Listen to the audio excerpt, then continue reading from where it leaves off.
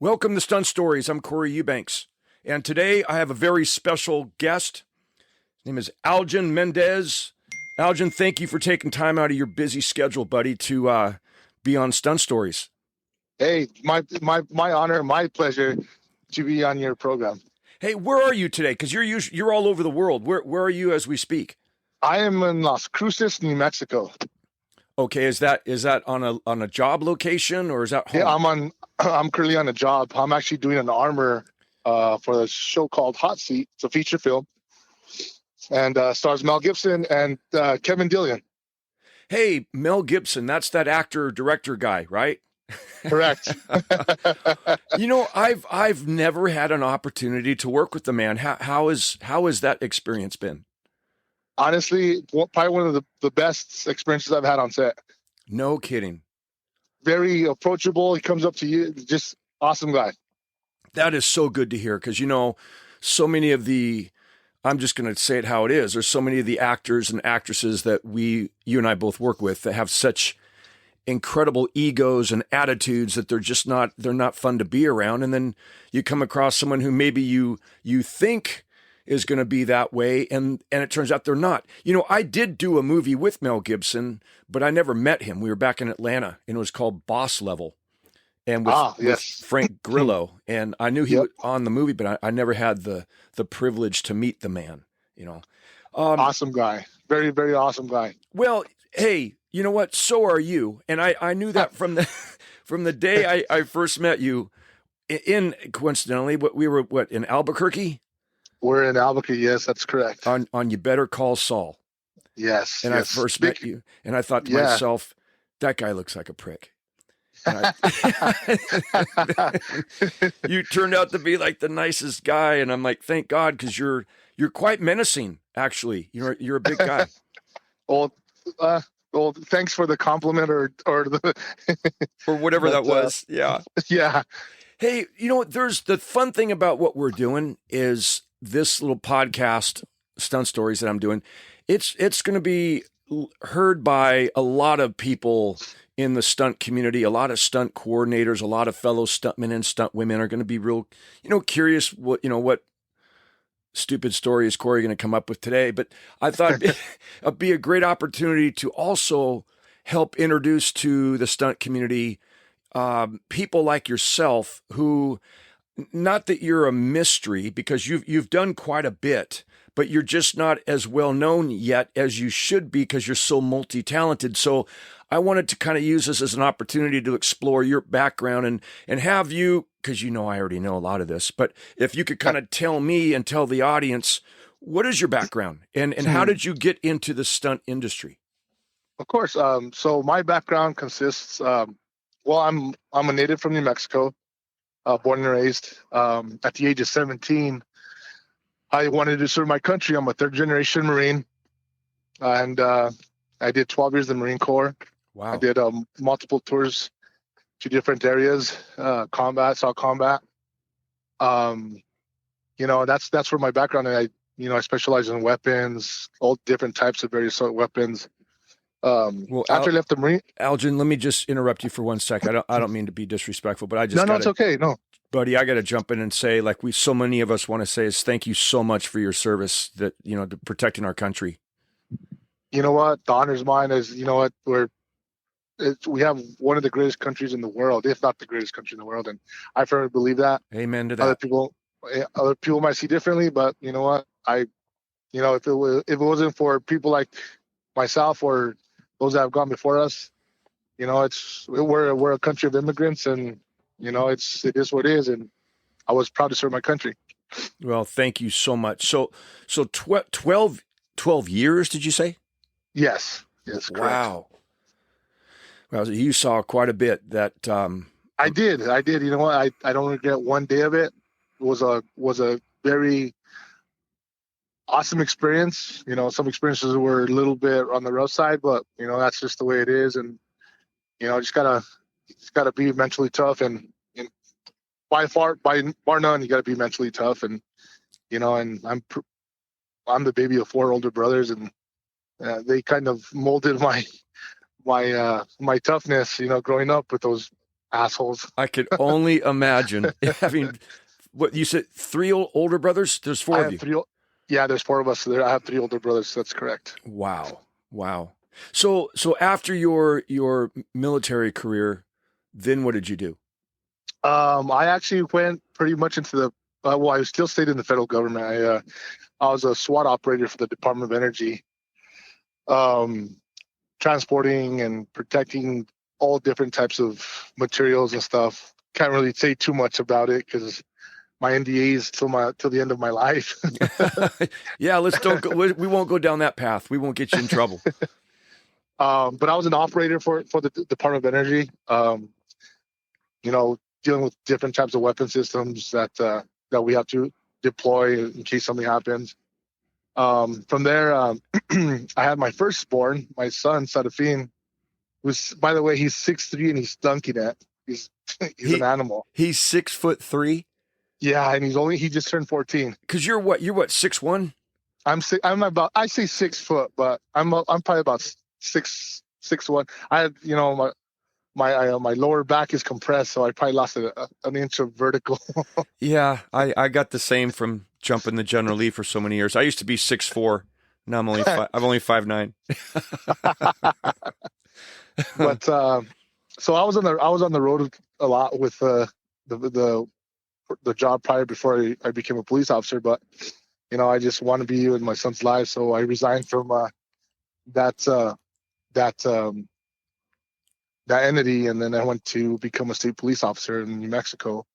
And it's kind of weird. A lot of people think that state police in New Mexico just do traffic, but we do everything. We do everything from criminal to we do it all. Our academy is actually 6 months long. Wow. It's actually one of the toughest academies in the country.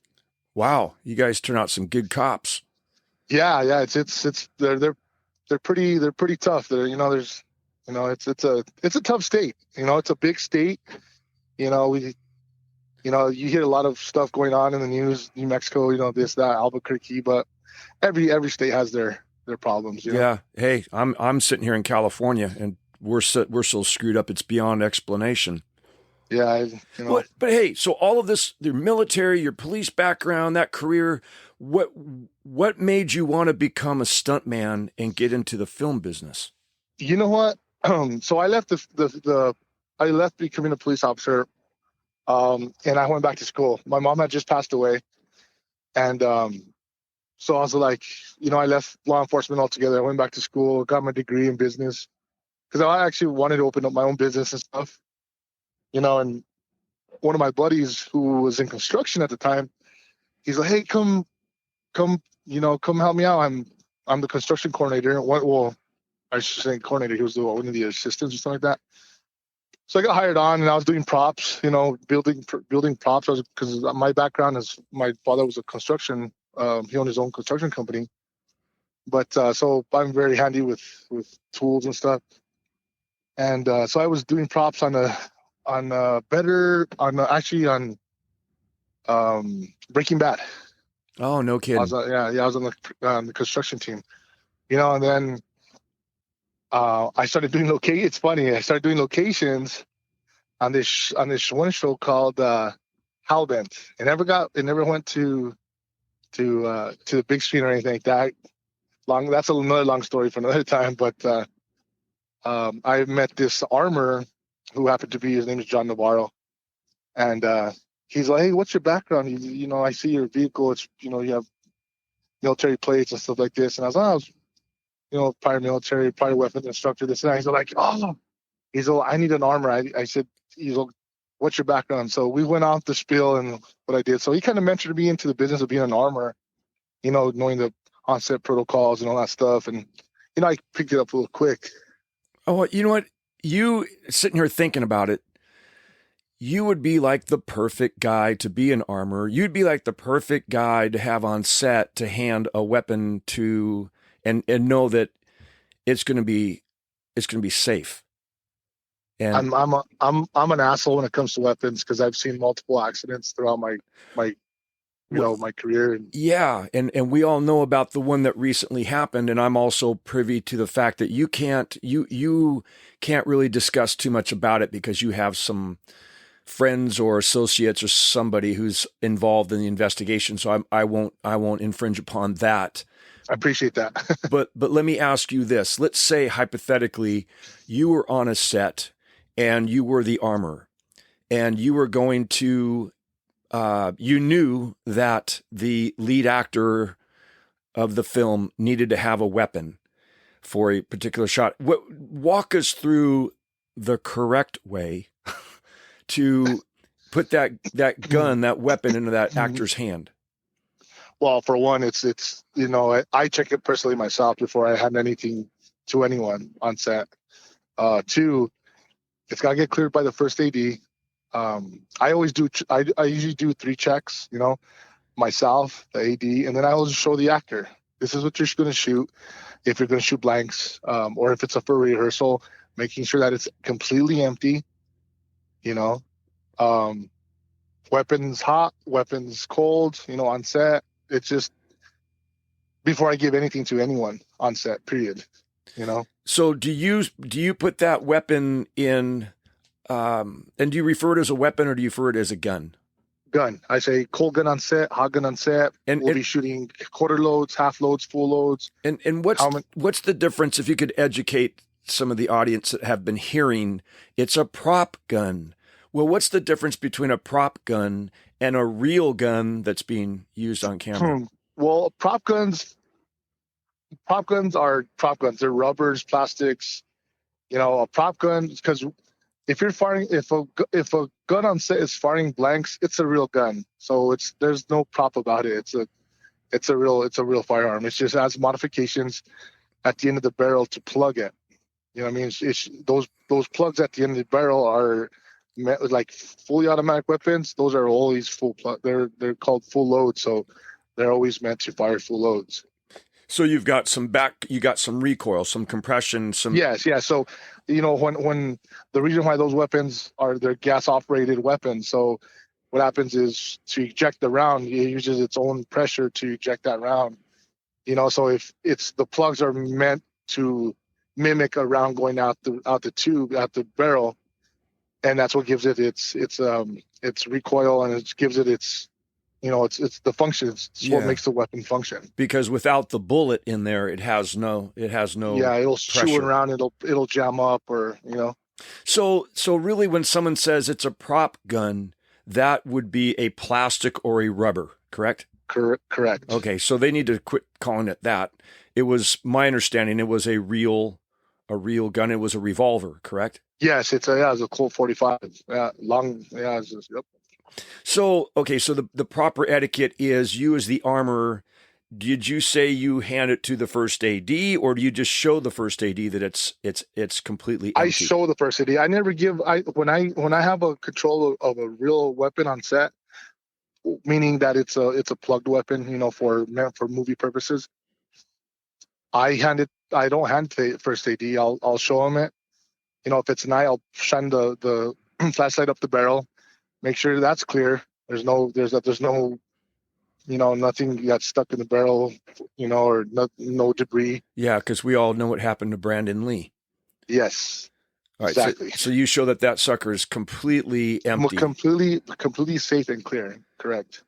I'll check it. I'll show it to the first AD. Then I'll show it to the actual operator of the weapon, whether it's an actor or a stunt actor, and I make them sure that, hey, this is what you're shooting. Are you comfortable with it?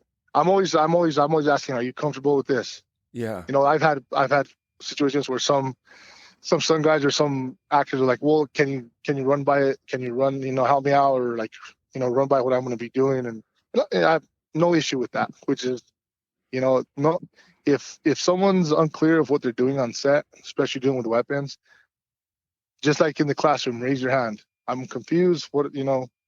I'm not too sure about this. Always speak up. So the scenario that you painted for us is that there's actually 3 people standing there observing that this weapon is empty. Correct. Okay. So, and then apparently that protocol, that procedure was not executed on that Alec Baldwin film. And that's a real shame because someone's life was lost from it. Yes. It's a sad situation. Yes. So like I was saying earlier, man, I think of all the people I know, and I know quite a few people in the industry, you would be at the top of the list of the guys I know that would be the best to handle a weapon on set, whether it has blanks or even a rubber gun.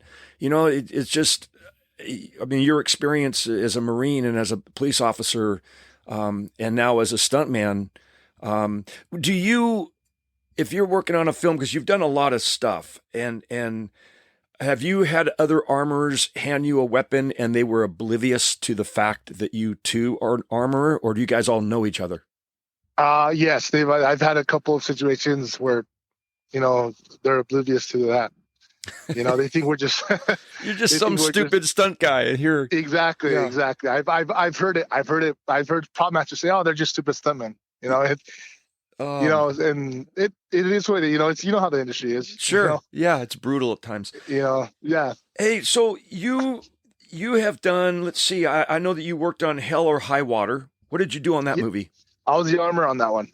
Myself and actually John Navarro brought me on to armor that show. What did you do on Only the Brave? Only the Brave. I actually was, check this out. So this is how I got into the stunt business. On Only the Brave, Keith Willard was actually the stunt coordinator. What a great guy. Isn't Keith awesome? He's a outstanding gentleman. He's prior military, Navy SEAL. Yes. One of the creme de la creme, I was actually doing locations on that. And I was just walking to the office and, you know how a kid, he's like, hey, what's up, man? He's like, hey, how you doing, sir? And he's like, sir, he's like, he introduced himself and he's like, you look like you could be a stunt guy, and at the time my boss, they also were friends and they worked together on a few shows. I think on Sicario, the first one, and stuff like that. So Keith approached my boss, who at the time was Todd Christensen. He's a big time locations guy here in New Mexico, and he's done a lot of stuff. And he's, do you mind if Algin works for me? And Todd, yeah, sure, of course. Because you had told Keith that you wanted to pursue, being a stuntman. Correct. Yeah. I just want to climb the ladder in the industry and see how far I could get. It's one of those things. I never thought I would be in the situation I'm in, and I've gone through a rough time in my life growing up, and where I'm at now, and one door closes and 10 more will open, and that's how this crazy world is, man. And I'm grateful for it, and I thank God every day, and that's just. Yeah. Hey, what did you do on End of the Road? So on End of the Road, I actually played a cartel boss, and Mr. Donahue. I forget his first name. Awesome guy. First time I ever met him. First time I ever worked for him. So Ryan Stats.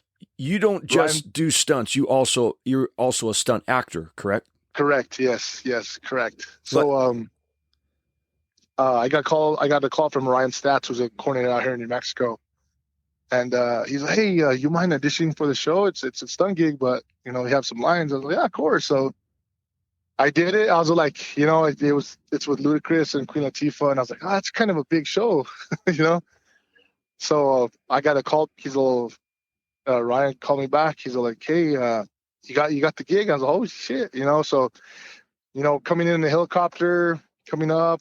Get out of it, For me, that's like natural thing for me. I've been around helicopters and stuff like that pretty much the majority of my life, So it felt natural to me, and just be myself through the lines and did a couple of takes, and that was it.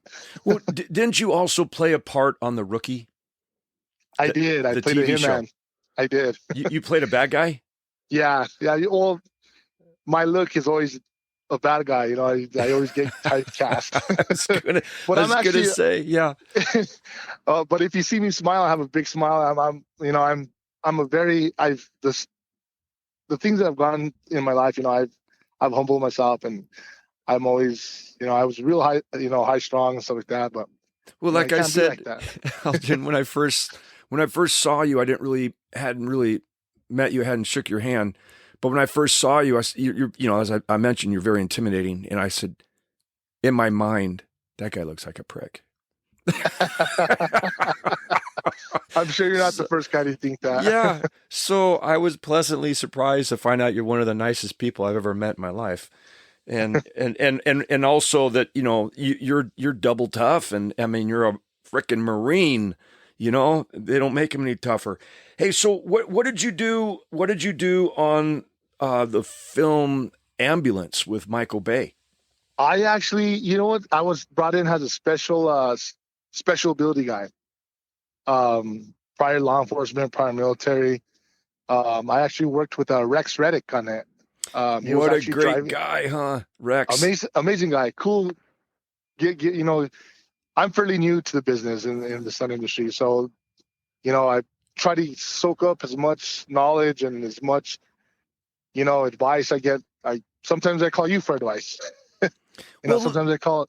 well, let me ask you this: what if you had to? And I mean, sometimes in this industry, you have to be a little braggadocious, and you have to do it in such a way that it doesn't come off seeming so. You have to seem like it's disgusting because I'm so good at this and I'm so good at that, and people are like, wow, you're really good at bragging about yourself too.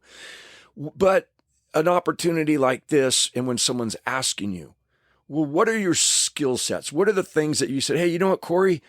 Here's a list of some things I feel I'm really good that would, uh, you know, contribute to my stunt career. What are some of the skills that you have? Wow. Well, obviously, I'm a weapons guy.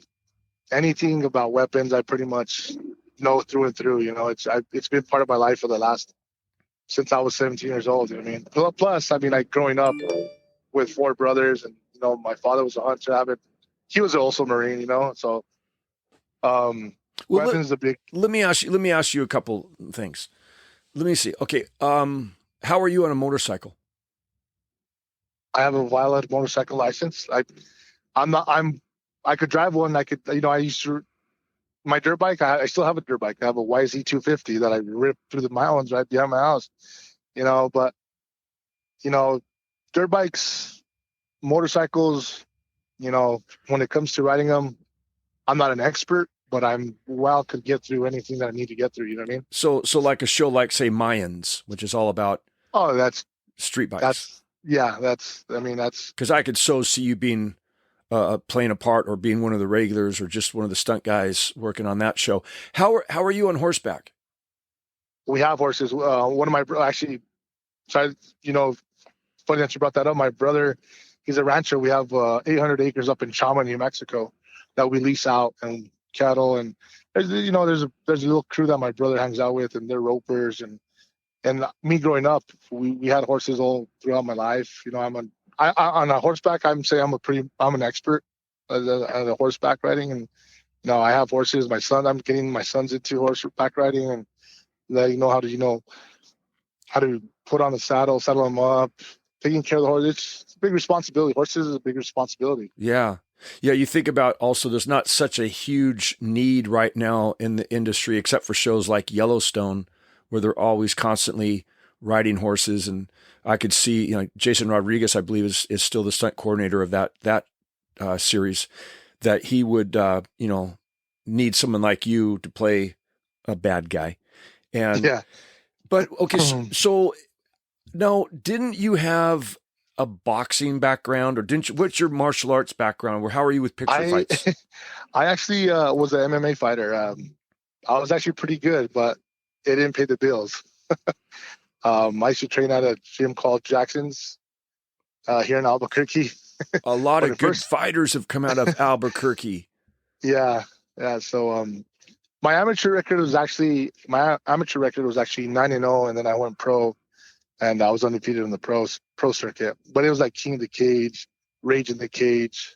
Um, you know, I just couldn't find myself being a gym rat all the time, and being a single. You know, at the time, me and my girl weren't together, and you know, I had single father. You know, family's priority for me. You know what I mean? Very Absolutely. family Absolutely. oriented. Yes. And you're a great father, by the way. Thank you. You really Means are. a lot. So Marine armor, horseback riding, motorcycle, MMA. Can you surf? You know what? I'm a hell of a swimmer, but I haven't learned to surf yet. You know, it's kind of I could snowboard. I could snowboard the heck out of it. But really, you're a you know, snowboarder. Okay. yeah. Which there's two ski resorts right around my house. You got Los Alamos, which is called Pajarito Ski Mountain. You got Santa Fe Ski. You got Taos Ski Valley. You know, I'm surrounded by resorts. So let me ask you this. Do you have a bucket list of stunts that you want to perform in your career? Is there something you're saying, hey, gosh, like I've always wanted to do a 100-foot high fall, or I've always wanted to jump out of a helicopter and tackle a guy off a motorcycle? Is there some kind of a stunt that's on your bucket list? Definitely. I want to do some skydiving stuff. One of my good friends, actually, his name's Chris Donaldson. He's actually a avid skydiver out here in New Mexico. And he's done quite a few. Gosh, I just got a phone call from a producer in Austin, Texas, and she asked me if I could be the stunt coordinator for some show she was doing that revolved around skydiving. And I said, I'm not your choice. That's not my expertise. You need someone like Tim Rigby. And she said, we've been trying to get a hold of Tim Rigby, but we think he's out of the country. And I said, yeah, I think he's in Peru. But so are you saying that you have some experience in skydiving? I do. It's and my stuff is all static stuff, you know, jumping out of C-130s and stuff like that. But I have another friend too, Conrad Padilla, who's also local from New Mexico, and same thing. He was an Army Ranger, and you know he's also static jumps. You know, static as far as, you know, we have a line linked up to the actual drop line, and we just jump out in our chute deploys. You know, I want to get a little bit more training and more jumps under the belt. You know, but one thing is definitely, you know, parachuting and, you know, and doing a famous roll, or famous Eubanks roll. What, like rolling out of bed? No, man. Rolling a passenger bus, 12, 13 times? Oh, so you say like you want to do a cannon roll someday? Yeah. It's, you know, yeah, those are always interesting. Hey, Conrad's a great dude. I met him with you. Correct. Yeah. Another guy I looked at and I go, I bet that guy's a prick. And he turned out to be, well, look at him. He looks like a guy that just wants to kick your ass, you know? And, he's got the cauliflower ear going on. Yeah. Yeah. Totally. You could totally tell he's a cage fighter. Yeah, he's another fighter too. He's a good friend of mine. We actually just came back from Oklahoma about a month ago, working on a Danny Trejo movie. James Logan was the coordinator on that, actually. Oh, no kidding. Yeah, so we went out there and did our deed, and, you know, but, you know, awesome crew that we worked with, man. Awesome crew. Hey, so let's just play this out for a second. Imagine that there's 2 or 3 different stunt coordinators who are listening to this podcast, and they're hearing about you, and they're going, "Wow, man, this guy sounds like perfect. I could be using him. I need him and a couple more just like him." How does someone who's a stunt coordinator in either Atlanta or Los Angeles or New York, or wherever, Montana, wherever they are, how does someone dig you up and find out how to get in contact with you? Well, I have an email. I have a phone number. I mean, are you with one of the stunt services? You know what? I am on Stunt. I think I'm on Stunt phone. That's the thing is, you know how I am, Corey. I'm not really much of one to like throw myself out there. Promote yourself. That's why I asked you if you would want to be on Stunt Stories, so I could help promote you. Because I think, number one, you're an awesome, awesome man. You're a great human being, and this world needs more people like you. And you've got a badass background, Marine, law enforcement officer. Just the talents that you have are just so perfect fitting for a stunt performer who can also act and looks great on camera. I remember watching some of the footage when we shot that Better Call Saul. You know, you just look like a frickin' movie star. A bad guy, kind of look like a prick, but you, but was perfect. You suited the part for what you were not playing a good guy. So but how would you say, hey, you need to get a hold of of Algin Mendez, who do you call? What do you do? You could call myself. You call me on my cell phone anytime. I don't care what time it is in the world. Hey, email me. Do you want to? Are you brave enough to give your cell phone out over this? Of course, I have no problem. I have no because problem. you never know who's going to write it down and call you. And so, what is it? Let's say someone right now is going, yeah, Corey, just shut up and let Algin tell us his phone number. What is it? So my phone number is area code 505-500-0058. One of the easiest numbers you could possibly remember. Wait, say that one more time. 505-500-0058. That is pretty simple.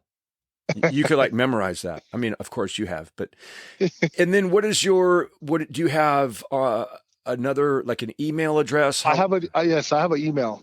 I actually have two emails, one for my business, because I also have I teach concealed carry licenses here in the city of Mexico. And then I also teach tactical tactics, weapon tactics, weapons handling, weapons manipulation, just anything that has to do with the gun. I have a little school called Ace Tactical.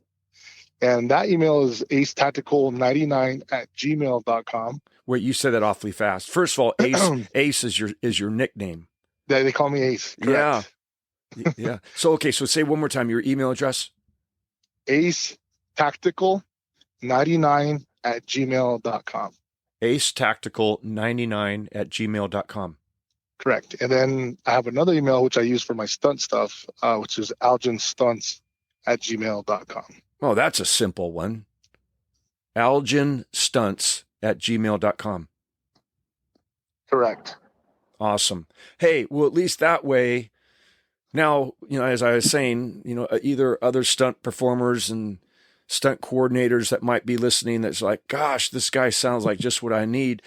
How does someone see, well, now they have a way to get a hold of you. How does someone see your, what you look like? Do you have a Facebook page? One thing real quick. It's Algin Ace Stunts. I forgot to say. Algin Ace Stunts@gmail.com. Algin Ace, and Ace is ACE. Algin Ace Stunts at gmail.com.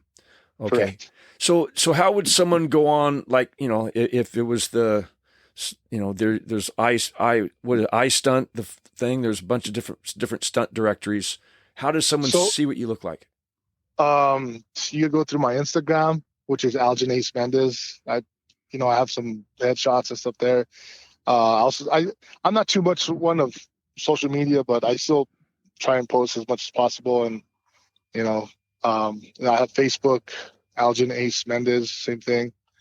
And then I have an account with Stunt Phone, and they could just type in my name and they'll pop me up. It'll pop up, a picture of me will pop up, and it'll gives me a little my profile and background and stuff. And you know what I think when someone does that, you know what they're going to think to themselves? What? That guy looks like a prick. I'm just messing with you. Oh, I know. I love you, man. I love you. I love you too, Corey. You're the man. Hey, thank you so much for taking time. I know you've been busy and you want to get back with the family, and I just thought it would be fun to have you on my stunt stories and brag about you for a little bit and let people know that you're like one of the best kept secrets in the stunt industry. And it's a shame because I want to get you out there and get you a lot more work because you're a talented, awesome guy. So thank you so much for being on my stunt stories, buddy. Thank you, Corey. You know what? You're a hell of a man. And I'm blessed to know a person like you. I appreciate you saying that. And I'm blessed to have you in my life too, brother. I hope to see you soon. You too. Likewise. God bless. Bye-bye. Have a great one. Bye-bye.